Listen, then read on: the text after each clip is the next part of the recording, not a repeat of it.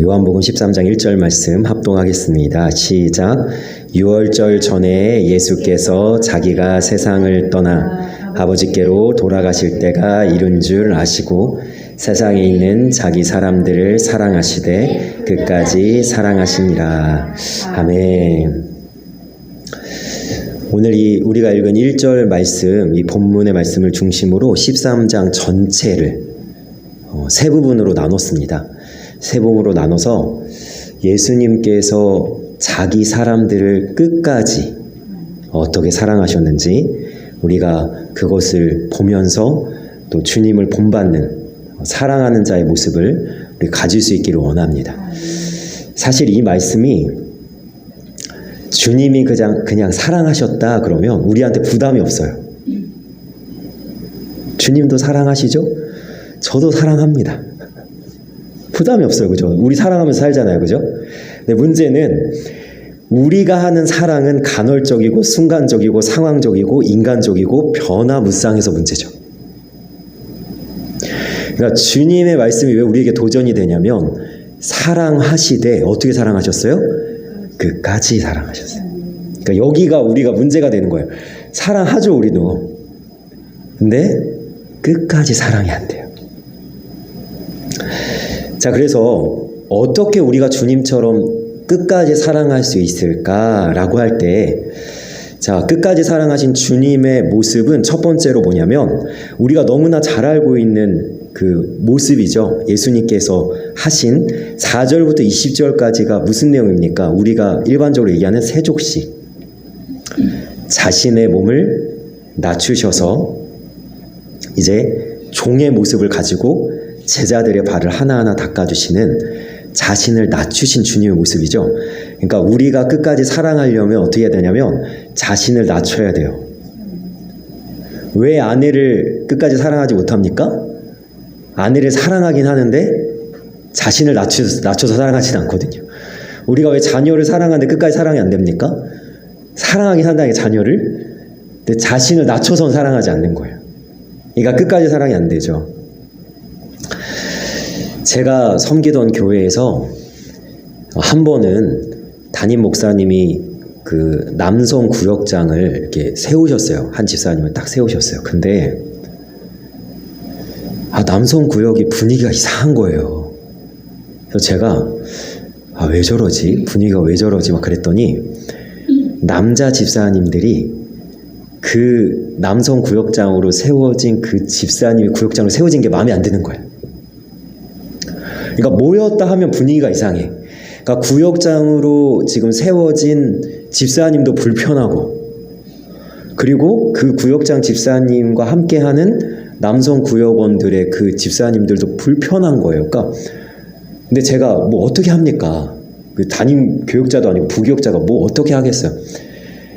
그러니까 이게 너무 저도 불편한 거예요. 같이 있다 보면 불편해요. 그래서 어떻게 할 방법이 없으니까 위하여 기도만 하다가 어느 날 담임 목사님이 저에게 수요 예배인가 금요 기도 예배인가를 말씀을 맡기셨어요. 그래서 제가 이렇게 기도하면서 준비를 하다가 마태복음 18장 1절 말씀을 제가 딱 이제 들고 이제 섰습니다. 이 말씀 좀 나누자. 근데 예배를 다 하러 오셨죠. 말씀을 다 들으려고 남성 구역 이제 집사님들 다 모여 있는데 이 말씀이 어떤 말씀입니까?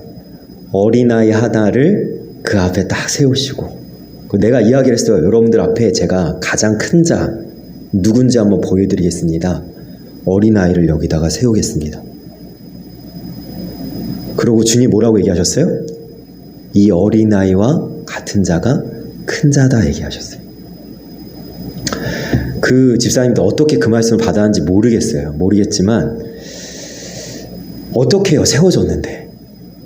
내 마음에 들고 안 들고는 둘째치고 일단 세워졌는데 어떡하겠어요? 1년은 그 모습으로 가는 거예요. 그런데 왜 어린아이 같으라고 이야기했냐면 어린아이와 같으면 문제될 것이 없잖아요. 구역장 맡으신 남자 집사님도 어린아이 같고, 그 다음에 여기 같이 있는 남자 집사님들도 어린아이 같으면 뭐 문제될 게 있어요? 얼굴 붉힐 게 뭐가 있어요? 감정 낼 게 뭐가 있어요? 불편할 게 뭐가 있어요? 자, 여기서 어린아이 같다는 건 무슨 얘기입니까? 제가요 어릴 때 온 동네가 내 놀이터였어요. 저 뒷산 저 꼭대기부터 내 학교 있는 데까지, 그리고 모든 시장까지 가는 모든 길목 저 사거리까지 나가는 아직도 생생하게 기억이 나요.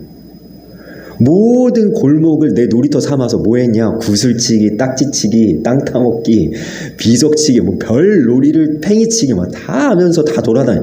근데 그때는요, 친구들이랑 어울려서 돌아다니잖아요. 그러면 어린아이 같은 건 뭐냐면, 그 친구들이랑 어울리는데 그런 거 있어요? 누가 크냐 막 이런 거 있어요? 네가 잘났네 내가 잘나 이런 게 있어요? 없어요. 그냥 감사한 거예요. 내가 놀 수 있는 친구가 있다. 이 친구가 시간을 내서 나랑 놀아준 것만으로 감사하다는 거예요. 그러니까 어린아이 같은 거 바로 그런 거예요. 누가 크냐, 누가 높냐, 누가 더 낫냐, 이럴 필요가 없다니까요. 자, 그래서 우리 교회를 보면요, 참 감사해요. 보면 우리 청년이 이제 밥을 이제 먹고 나면 뭐예요? 밥 먹기 전에도 막 수저 놓고 막 반찬 나르고, 그죠? 그리고 어떻게 합니까? 밥을 다 먹고 나면은 커피를 쫙 타다가, 그죠? 우리 가장 어머니부터 믹스커피 탁 타가지고 탁 나눠주고, 그 집에서 막내라 그런지 딱 우리 전도사님도 스스로 막내라고 생각하나 봐요. 그리고 앉아있질 않으셔. 반찬을 다 꺼내다가 나르고, 특별히 이제 저랑 같이 이제 앉아있다 보면 제가 잘 먹잖아요. 그러니까 물김치가 혹시 필요하신가, 뭐가 더 필요하신가 하면서, 지난번에 주일에는 또 닭볶음탕인데 닭다리를 하나를 또 얹어주시면서 막 많이 드시라고 챙겨주시는 걸 보면 이게 어린아이 같은 거죠. 얼마나 좋은 모습이에요. 그래서 주님이요, 어린아이 같이 자신을 낮추세요. 그리고 어떻게 합니까? 허리에 수건을 두르고 제자들의 발을 닦아주기 시작하는데, 여러분 여기 허리에 수건을 두르는 건 종이 하는 거예요. 종. 그리고 여러분 신체 부위에서 가장 낮은 발을 닦아줄 때 내 자세가 어떻게 돼요? 꼿꼿해질 수가 없죠. 내가 스스로 고개를 들고 높아질 수가 없는 거예요. 가장 낮아진 모습으로 제자들의 발을 하나하나 닦아주실 때, 자, 그러면 우리가 주님처럼 낮춰서, 그죠? 자신을 낮춰서 우리가 사랑할 수 있어야 될 텐데, 여러분 뭐부터 낮추면 좋겠어요? 몸부터 낮추셔야 돼요. 자, 그러면 많은 사람들이 이렇게 물어봐요. 몸부터 낮추라 그러면 뭐라고 얘기해요? 왜 몸부터 낮춰요? 마음부터 낮춰야지. 이렇게 얘기한단 말이에요. 여러분, 그런데 마음을 낮춰야 되는 게 맞다니까요. 그런데 안 된단 말이에요. 잘. 뭐 그게 돼요? 한 번에 마음 먹었다고? 안 되죠. 몸부터 낮추는데, 선한 목자교회 김다희 목사님이 한 번은 사모님하고 사이가 안 좋았어요.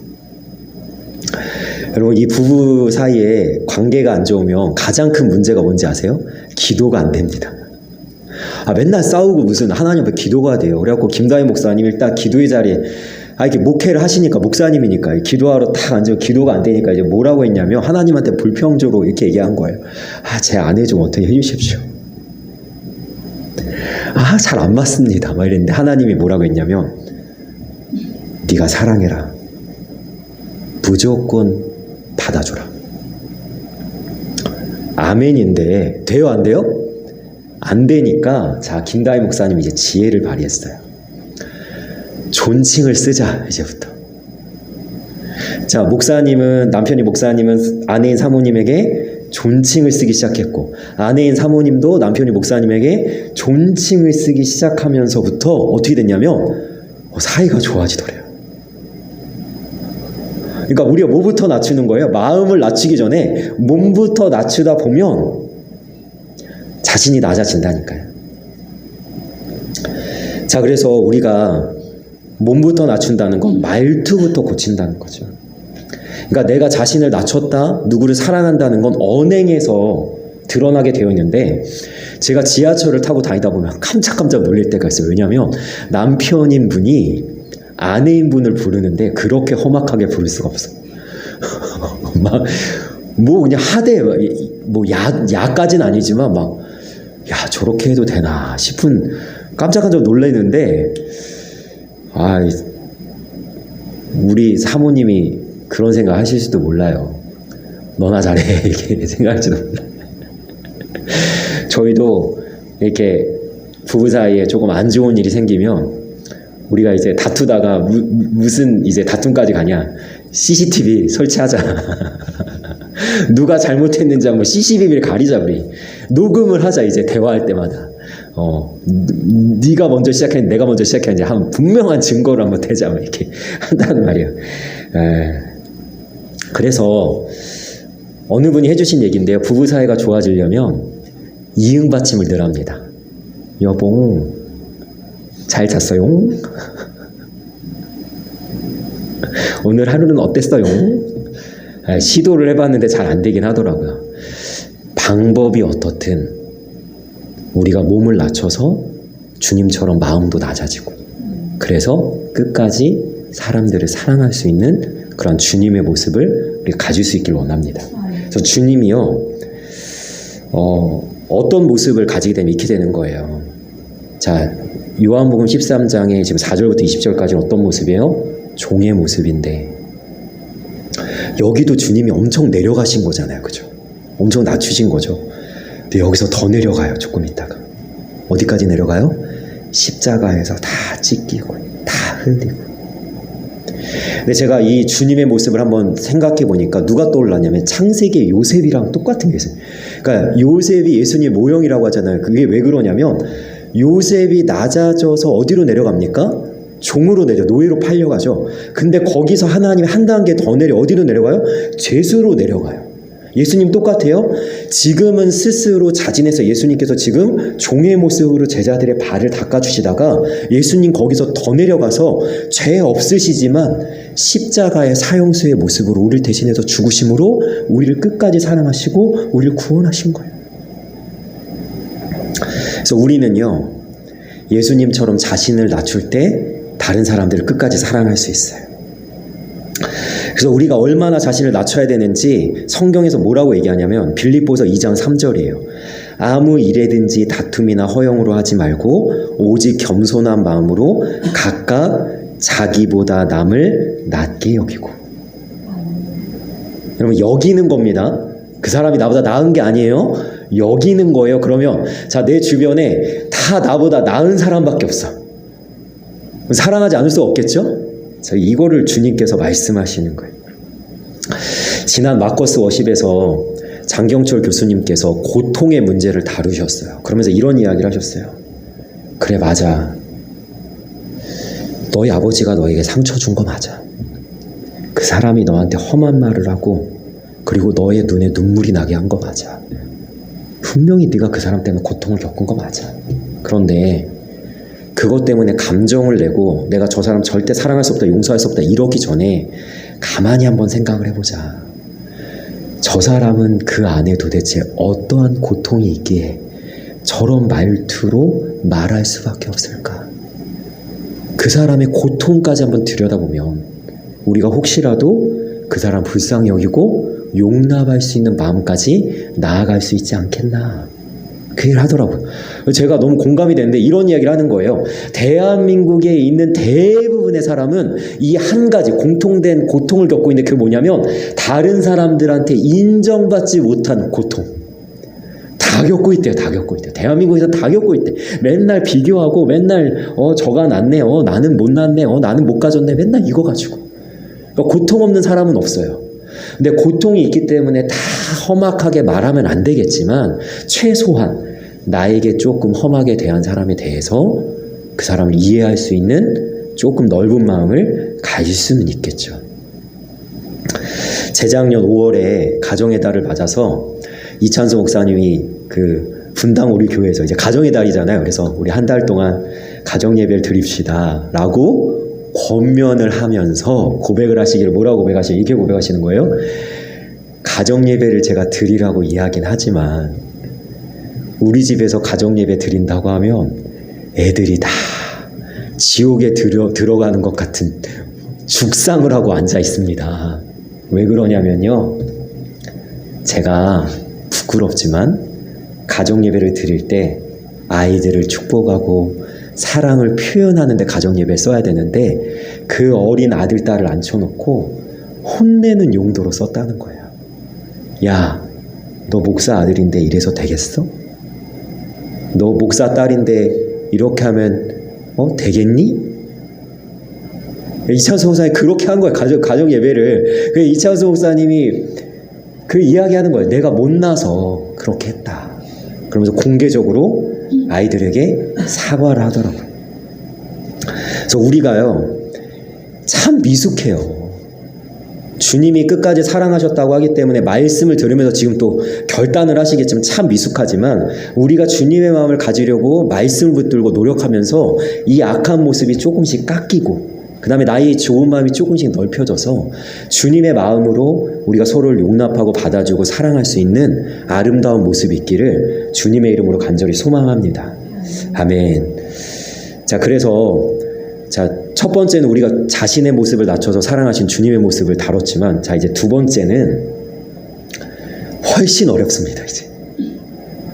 자, 13장 2절. 자, 2절 말씀. 13장 2절 말씀 같이 읽도록 하겠습니다. 시작. 마귀가 벌써 시몬의 아들 가룟 유다의 마음에 예수를 팔려는 생각을 넣었더라. 아멘. 여러분, 이거 굉장히 어려운 거예요. 왜냐하면 예수님은 자기 사람들을 사랑하시되 끝까지 사랑하기로 마음을 먹었어요. 근데 바로 나오는 말씀이 뭐예요? 가룟 유다는 예수님을 팔려고 하더라. 자, 여기서 이제 우리가 주목해야 될 것은 뭐냐면, 예수님이 끝까지 사랑하시는 자기 사람들의 가룟 유다가 포함이 돼요, 안 돼요? 포함이 돼요.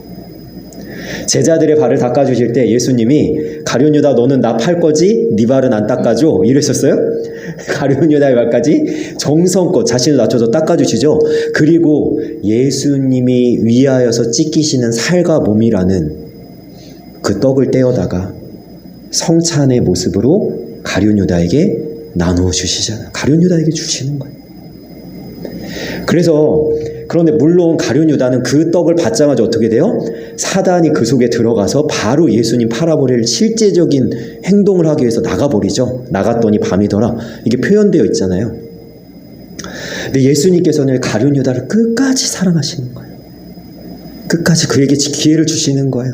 그의 눈을 응시하면서, 가룟 유다야, 그 일을 하지 마라. 그 짓을 저지르지 마라. 네가 조금이라도 이제 빨리 나에게 돌이켜서 뉘우치고 제발 그 길로 가지 마라. 가룟 유다를 끝까지 사랑하는 주님의 모습이 나타나 있는 거야. 우린 어떻습니까? 가룟 유다 같은 사람 만나보셨잖아요. 저도 벌써 몇 사람 떠오르거든요. 만나본 사람. 예수님처럼 되던가요? 안 되죠. 어쩌면 지금까지도 그 사람 꼴도 보기 싫다고 거들떠 보지도 않고 계신지도 모르겠어요. 그런데 내가 못 보는 건 어쩔 수 없겠지만, 안 본다. 이거는 조금 우리가 주님의 마음을 생각할 때 한 번 더 우리가 되짚어 볼 필요는 있을 것 같아요. 그러면 왜 우리가 가룟 유다 같은 사람까지 사랑해야 되는가? 여러분, 그 이유를 우리가 살펴본다면, 예수님께서 한 번은 이런 얘기를 하신 적이 있어요. 자, 우리 교회가 더하는 교회죠. 예수님께서 이 더하는이라는 표현을 어디에다 쓰시냐면 산상수훈의 말씀에 이렇게 쓰십니다. 자, 너희가 더하는 것이 무엇이냐? 그러니까 참 더하는이란 단어를 예수님께서 긍정적으로 써주시면 너무 좋은데 굉장히 부정적인 의미로 쓰셨어요. 제가 좀 말씀을 읽어드리겠습니다. 마태복음 5장 44절부터 말씀인데, 나는 너희에게 이르노니 너희 원수를 사랑하며 너희를 박해하는 자를 위하여 기도하라. 이같이 한즉 하늘에 계신 너희 아버지의 아들이 되리니, 이는 하나님이 그 해를 악인과 선인에게 비추시며 비를 의로운 자와 불의한 자에게 내려주심이라. 너희가 너희를 사랑하는 자를 사랑하면 무슨 상이 있으리요? 세리도 이같이 아니하느냐? 또 너희가 너희 형제에게만 무난하면 남보다 더하는 것이 무엇이냐? 이방인도 이같이 아니하느냐? 여러분, 이 말씀은 유대인들에게 주시는 말씀 아닙니까? 뭐라고 얘기하시는 거예요? 너희들이 그렇게 경멸하는 세리보단 나아야지. 너희들이 그렇게 무시하고 멸시하는 이방인보단 나아야지. 이런 표현 하시는 거예요. 너희가 더하는 것이 무엇이냐? 우리로 표현해 볼까요? 예수님을 믿는 자들아, 예수님 믿지 않는 자들과 너희들이 다른 것이 무엇이냐? 너희들이 도대체 예수님을 믿는다고 더하는 것이 무엇이냐? 사랑하는 자만 사랑하고 용서할 만한 자만 용서하면 너희들이 도대체 뭐가 하나님의 아들과 같은 모습이 뭐가 있냐 이렇게 얘기하시는 거죠. 그러니까 우리가 왜 가룟 유다와 같은 원수 같은 사람까지도 사랑해야 되는가? 다름을 보여주는 거예요. 도저히 예수님 믿지 않는 자들 하지 않는 행동, 하지 않는 마음, 그들이 가지지 않는 말투와 그런 용서의 모습까지 우리가 가질 때 뭐예요? 너희가 서로 사랑할 때 하나님의 자녀인 줄을 세상 사람들이 알리라. 너희는 세상의 빛이니 너희의 착한 행실을 통하여서 그들로 하여금 하나님께 영광을 돌리게 하느니라. 그러니까 우리가 더하려고 원수까지 사랑하는 거예요. 그래서 이거는요, 가능하냐를 묻는 게 아니라 하나님한테 구하는 거예요. 내가 그런 마음을 가지기 원합니다. 주십시오. 그러니까 사랑할 만한 자만 사랑하면 내가 하는 거잖아요. 근데 사랑할 만하지 않은 사람까지 사랑하는 건 누가 해주는 거예요? 주님의 마음이 부어져서 주님으로 하는 거예요.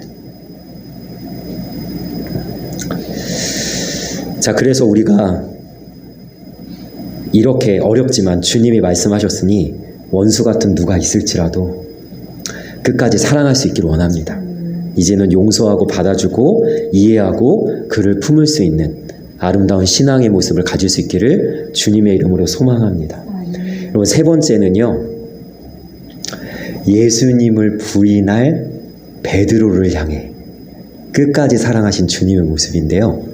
사실은 이 말씀은 요한복음 13장보다는 누가복음에 좀 더 잘 표현되어 있는데, 자, 이렇게 표현되어 있어요. 이르시되 베드로야 내가 내게 말하노니 오늘 다 굴기 전에 내가 3번 나를 모른다고 부인하리라 하시니라.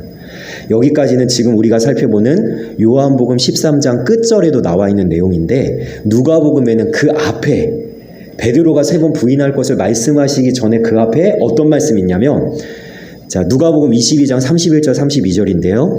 시몬아 시몬아 보라 사탄이 너희를 밀가부르듯 하려고 요구하였으나 그러나 내가 너를 위하여 내 믿음이 떨어지지 않기를 기도하였노니 너는 돌이킨 후에 내 형제를 굳게 하라. 아멘.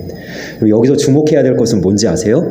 베드로한테 말씀하시는데 베드로라고 안 부르세요. 뭐라고 부르세요? 시몬아 시몬아. 왜 시몬이라고 부르셨을까요? 베드로라는 이름은 예수님을 만나고 예수님이 지어주신 이름이에요. 베드로의 이름이 뜻이 뭡니까? 반석이란 뜻이죠. 베드로라는 이름은요, 굳건한 자, 흔들리지 않는 자예요. 그러니까 예수님께서 지금 베드로야라고 안 부르시고 뭐라 부르세요? 시몬이라고 부르시는 이유는 뭐냐면 이렇게 얘기하는 거예요. 너는 반석과 같이 굳건히 선 자가 아니라 시몬이라는 너의 본래의 이름과 같이 연약하고 흔들리는 자다. 너는 넘어질 거다. 너는 힘들 거다. 사단이 너를 시험할 거다. 근데 여기서 놀라운 말씀은 뭐냐면 사단이 밀가부르듯 제자 모두를 요구했다니, 주님한테. 근데 주님이 누구만 위해서 기도합니까? 제자들 전체를 놓고 기도하는 게 아니에요. 시몬아 베드로야 내가 너를 위해서 기도했다. 내가 너를 절대로 사단에게 넘기지 않을 거다. 너는 돌이킨 후에 어떻게 돌이켜요? 베드로의 능력으로 돌이키는 게 아니에요. 예수님께서 위하여 기도하셨기 때문에 돌이키는 거예요. 돌이킨 후에 어떻게 해요? 제자들을 맡기신 거예요. 형제들을 굳게 하라. 너랑 똑같이 나 버리고 다 도망갈 거거든. 다 두려워서 벌벌 떨 거거든. 그들은 굳건하게 서지 못할 거거든. 그런데 시몬아 너는 지금 연약하지만 네가 베드로처럼 세워질 건데, 굳건하게 세워질 건데, 그때 반석처럼 바위처럼 서서 이 흔들리는 두려워하는 제자들을 네가 돌이킬 수 있도록, 그들을 세울 수 있도록 서 있어라라고 이야기합니다. 여러분, 나를 부인할 거를 아는데, 배반할 걸 아는데 여러분 위하여 기도가 나오나요? 제가 여러 번 고백을 드렸는데요. 제가 가까이 지내는 분한테 제가 적지 않은 상처를 받았습니다. 근데 하나님께서 하나님의 마음을 저에게 많이 부어주셔서 이제는 어떤 마음을 가지고 있냐면 웃으면서 밥 먹을 수 있게 했다. 아무 일도 없는 것처럼 예전처럼 사랑하는 모습으로 형제처럼 지낼 수 있겠다. 다 됐어요. 장경철 교수님이 얘기한 것처럼 저가 저렇게 험악하게 상처 주는 말을 왜 할 수밖에 없었을까? 그 안에 고통을 한번 보면서 한번 이해하고 용납하고 이런 단계를 거쳤어요. 다 된 것 같잖아요. 최근까지도 그분을 위해서 기도가 안 되는 거예요. 사실은 기도가 안 되는 게 아니라 기도를 안 하는 거예요. 왜? 나한테 상처를 줬으니까 기도하기 싫은 거예요. 위에서 기도하기 싫은 거. 하나님 기도하기 싫어요. 그러니까 이게 굉장히 중요한 게 뭐냐면 우리가 사랑하고 용납하는 걸 정으로 할 수 있다니까요. 인간성으로 할 수 있어요. 거기까지는 가능해요. 어느 정도. 근데 위에서 기도하는 건 영적인 거기 때문에 하나님이 푸셔야 돼요. 이거는 매여 있는 거예요. 제가 이 말씀을 준비하면서 또 이게 전해야 되기 때문에 제가 애를 썼어요. 이제 기도가 돼요. 그분을 위해 기도하고 있어요. 그분의 교회를 위해서 기도하고 있어요. 왜냐하면 그분을 하나님이 세우셨고 그 교회를 여전히 하나님의 교회로 하나님께서 붙들고 계시기 때문에 기도해야 돼요. 기도하고 있는 거예요. 예수님께서 자신을 3번이나 부인할 베드로를 위해서 기도하셨듯이. 여러분, 제가 3가지의 모습을 말씀을 드렸습니다. 우리가 예수님처럼 끝까지 사랑하기 위해서 가져야 될 첫 번째 모습은 뭐예요? 자신을 낮추고, 두 번째 원수 같은 자까지도 사랑하고, 세 번째 나를 배반하고 부인할 자까지도 위하여 기도할 수 있는. 여러분, 근데 이것이 어떻게 가능하다고요? 제가 빌립보서 1장을 읽을 때마다 이 사도 바울이 빌립보 성도들 향해서 보낸 이 편지에 사도 바울의 마음이 담겨져 있는데 이것이 떠오를 때마다 이 말씀을 제가 볼 때마다 너무 마음이 벅차오르고 정말 나도 이 마음 가져야 되는데 이런 생각이 들 때가 있거든요. 그게 어떤 말씀이냐면요. 내가 예수 그리스도의 심장으로 너희 무리를 얼마나 사랑하는지 하나님이 내 증인이시라. 사도 바울은 뭐로 빌립보 성도들을 사랑한다고요? 그리스도의 심장으로. 그러니까요, 사도 바울이 예수님을 만나는 순간 자기의 심장을 빼버리고 누구의 심장으로 이식했어요? 예수 그리스도의 심장으로 이식했어요. 그 전에 사도 바울의 심장으로는 뭐 했습니까? 하나님께 열심을 낸다고 다 죽이고 결박하고 스데반이 죽을 때도 꼼짝하지 않는, 그죠? 사랑이 없는 모습이었잖아요. 그런데 예수 그리스도의 심장으로 이식되고 나니까 어떻게 돼요? 주님의 마음으로 사랑하는 거예요. 빌립보 성도들이 사랑스러운 것도 있겠지만 사랑스러워서만 사랑하는 게 아니라 주님의 마음으로. 우리도 마찬가지예요. 내 심장을 도려내고 누구의 심장으로 이식해야 돼요? 예수 그리스도의 심장으로. 그래서 주님처럼 낮추고 원수까지도 품고, 정말 쟤 나 부인할 자인데 배반할 자인데 라고 해도 끝까지 사랑할 수 있는 그러한 우리도 주님처럼 끝까지 사랑하는 하나님의 마음을 가진 주님의 사람으로 살아갈 수 있기를 주님의 이름으로 간절히 소망하며 축원합니다. 아멘. 기도하겠습니다. 살아계신 하나님, 기독교의 최고의 가치는 사랑인데 사랑이 없으면 정말 아무것도 아닌데 주님, 사실 이 사랑이 우리에게 가장 어렵습니다. 안 됩니다. 안 하려고 합니다. 주님, 그리고 우리의 사랑은 얼마나 변화무쌍한지 간헐적이고 상황적이고 인간적이어서 주님처럼 끝까지 사랑하지 못하는 모습이 얼마나 많은지, 그러나 이 요한복음 13장 전체에 흐르는 끝까지 사랑하시는 주님의 모습과 주님의 마음을 우리가 본받아서 우리가 자신을 낮추어 사랑하게 하시고 원수까지도 사랑하게 하시고 나를 부인할 자까지도 위하여 기도할 수 있는 그러한 주님의 모습을 우리가 가져서 우리 사도 바울과 같이 예수 그리스도의 심장으로 계속해서 주님이 공급하시는 그 사랑으로 우리가 사랑에 맞지 않는 사랑의 모습으로 살아갈 수 있도록 주님께서 도와주시고 인도하여 주옵소서. 감사하며 예수님의 이름으로 기도합니다. 아멘.